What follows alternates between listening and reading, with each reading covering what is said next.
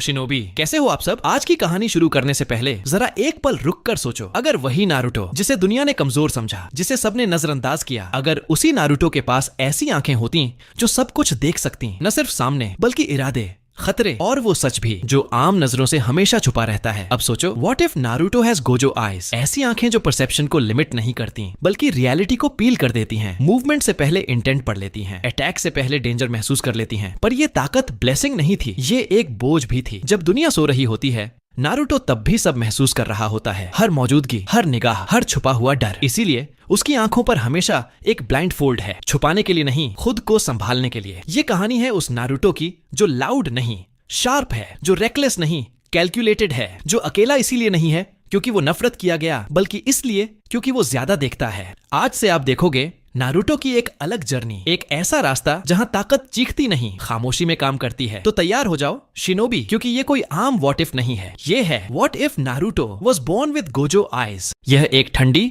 और साफ पतझड़ की रात थी, 10 अक्टूबर। एक गुप्त स्थान पर चौथे होकागे और उनकी पत्नी कुशिना उजुमाकी अपने पहले बच्चे के जन्म के लिए पूरी तरह तैयार थे। नारुतो, उन्हें इस बात का जरा भी अंदाजा नहीं था कि यही उनका इकलौता बच्चा होगा, और यह भी कि वे दोनों, अफसोस, उसे बड़ा होता हुआ कभी देख नहीं पाएंगे। सालों तक उनका अपना बच्चा यह तक नहीं जान पाएगा कि उसके माता पिता कौन थे। यही वो किस्मत थी जो नियति ने उनके लिए लिख दी थी। बच्चे का जन्म हुआ और जैसे ही उसकी आंखें खुली, कमरे में मौजूद हर शख्स हैरान रह गया। इतनी साफ और नीली आंखें, मानो कोई फरिश्ता स्वर्ग से उतरकर इस नन्हे से शरीर में आ गया हो। सब उस नजारे में खो गए, और शायद इसी वजह से उस बच्चे की रोने की आवाज और भी ज्यादा दिल तोड़ने वाली लग रही थी। बच्चे को उसकी माँ के पास लाया गया और उसे उसकी छाती पर सुला दिया गया ताकि वो उसे थाम सके। मिनातो थोड़े जलन भरे मुस्कान के साथ धीरे धीरे उसकी ओर बढ़े, लेकिन तभी दुर्घटना ने दस्तक दी। अतीत की एक परछाई सामने आई। उसने बच्चे को अपनी बाहों में उठा लिया और साफ धमकी दी, अगर उसे उसकी मांग नहीं मिली तो वो बच्चे को मार देगा। यहीं से सब कुछ बिखर गया। एक जबरदस्त टकराव हुआ और कुशिना को वहां से उठा लिया गया। नारुतो को मिनातो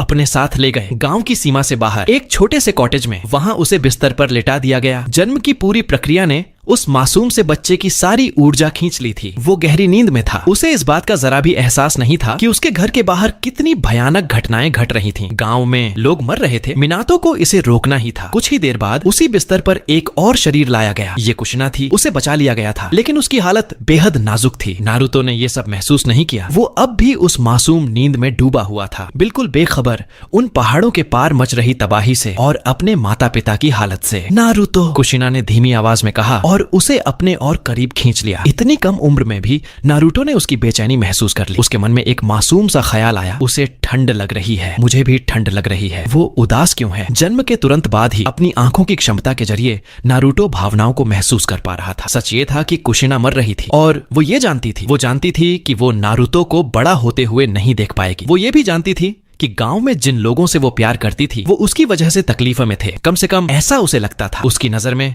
वो एक पत्नी के रूप में असफल रही, एक माँ के रूप में असफल रही, और एक जिंचुरिकी के रूप में भी। उसका दिल दर्द से भरा हुआ था, खुद को दोष देते हुए कि उसने मिनातो को दूर जाने पर मजबूर किया, कि उसने उसे एक असंभव चुनाव करने पर मजबूर किया। खुद को दोष देते हुए कि उसने अपने बच्चे को जिंदगी की शुरुआत में ही पीछे छोड़ दिया, और सबसे बढ़कर खुद को दोष देते हुए कि वो किसी तरह 9 तेल वाले बीस्ट को अपने भीतर से निकलने से नहीं रोक पाई और उसे तबाही मचाने से नहीं रोक सकी। इस भावनात्मक उथल पुथल ने उसे एक ही पल में 2 उलटी इच्छाओं से भर दिया था। वो जीना चाहती थी उनके लिए जिनसे वो प्यार करती थी, और मरना चाहती थी अपनी शर्म के लिए। उसके पास करने को बस यही था कि उस नन्हे से शरीर को अपने सीने से लगाए रखे जो कभी उसी का हिस्सा हुआ करता था। उसे वो थोड़ी सी राहत दे सके जो उसे खुद कभी नहीं मिल पाई। चारों तरफ सन्नाटा था, नहीं, दूर से आवाजें आ रही थीं, ड्रम, धमाके, युद्ध का कोलाहल, हवा में धुएं, खून और पसीने की तीखी गंध घुली हुई थी। और जैसे जैसे हवा में एक अजीब सी सनसनाहट भरने लगी, वैसे वैसे वो गंध और तेज होती गई, मानो बिजली गिरने ही वाली हो। और फिर वो गिरी। एक जबरदस्त विस्फोट हुआ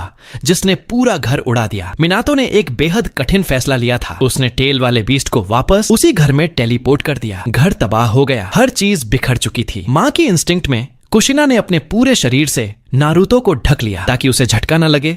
जब वे हवा में उछलते हुए दूर जा गिरे, वो पीठ के बल जमीन पर गिरी और कई बार लुढ़कती चली गई। उसके दिमाग में पहला ख्याल यही आया, नारुतो ठीक है या नहीं। और हाँ, वो बिल्कुल सुरक्षित था। लेकिन कुशिना, उसे ऐसा लग रहा था जैसे उसकी कम से कम 2 पसलियां टूट चुकी हों। बाकी शरीर बुरी तरह चोटिल था। किसी तरह उसने नारुतो को एक सुरक्षित जगह पर रखा और फिर दोबारा लड़ाई में कूद पड़ी। इस पूरे अनुभव से नारुतो जोर जोर से रो रहा था। आखिर किसी को ऐसी दुनिया में क्यों लाया जाए जो इतनी उथल पुथल से भरी हो। वो नरम बिस्तर कहाँ था? माँ की वो गर्माहट कहाँ थी? इस बच्चे के चारों तरफ सिर्फ ठंड और मौत थी। उसके लिए सर्दी बहुत जल्दी आ गई थी और उसके साथ आई थी वो कड़वी हवाएं जिन्होंने पतझड़ की छोड़ी हुई थोड़ी सी जिंदगी को भी खत्म कर दिया। लड़ाई की आवाजें गूंज रही थीं, जंजीरों की खनक, जंगल के बीच मृत्यु दौड़ रही थी, हाथों की मोहरों की पुकार और चक्र के प्रवाह पर जवाब देती हुई एक दहाड़, एक चीख उसने अपने नन्हे से सीने पर अपने माता पिता का गर्म खून गिरते हुए महसूस किया। और उसी पल समय थम गया। हकीकत ने उन्हें कुछ पलों की राहत दी थी। नारुतो ने अपने माता पिता की आवाजें सुनी। वो क्या कह रहे थे वो ठीक से समझ नहीं पा रहा था, लेकिन उसे समझने की जरूरत भी नहीं थी। उन शब्दों में उनका दिल शामिल था और वही नारुतो के लिए काफी था। उसी से उसे सुकून मिला। लेकिन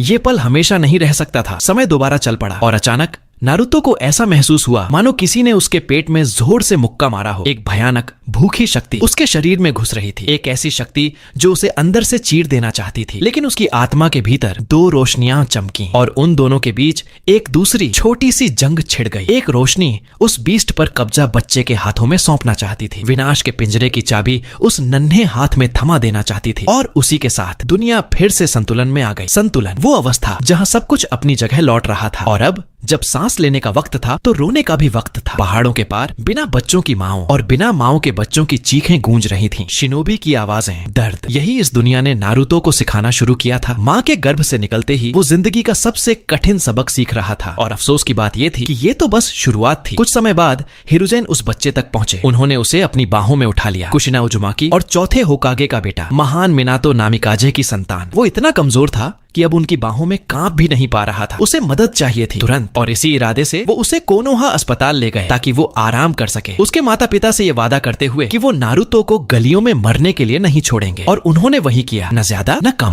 9 साल बीत चुके थे। वक्त के साथ साथ नारुतो भी काफी मैच्योर हो चुका था। 9 साल की उम्र में ही वो अपने ओरिजिनल रूप से काफी मिलता जुलता दिखने लगा था। उसकी आंखें समंदर की तरह गहरी और फैली हुई थीं, जिनमें एक अजीब सी शांति और गहराई साफ झलकती थी। नारुतो एकेडमी में पढ़ाई कर रहा था और उसकी असाधारण विजन की वजह से उसे पढ़ाई में दी गई हर जानकारी आसानी से समझ आ जाती थी। वो अपनी क्लास में इंटेलिजेंट के लिए जाना जाता था और बिना ज्यादा मेहनत के अक्सर हाईएस्ट मार्क्स ले आता था। उसके लिए असली कंपटीशन सिर्फ सास्के ही था। हालांकि वो उससे थोड़ा पीछे था। सास्के ने कई बार नारुतो को चैलेंज किया, लेकिन ज्यादातर बार जीत नारुतो की ही होती थी। नारुतो को रहने के लिए उसका अपना एक अपार्टमेंट दिया गया था जहां वो अकेला रहता था। हालांकि हिरुजेन हर महीने खाने पीने और जरूरी खर्चों के लिए उसे पैसे देते थे, फिर भी नारुतो अपनी जिंदगी किसी न किसी तरह संभाल ही लेता था। कभी कभी हिरुजेन उससे मिलने आते, उसके लिए गेम्स लेकर आते और उसके साथ वक्त बिताते। एक आम दोपहर में नारुतो अपने अपार्टमेंट में बैठा हुआ था। तभी उसे आंखों के पीछे तेज दर्द होने लगा और राहत पाने के लिए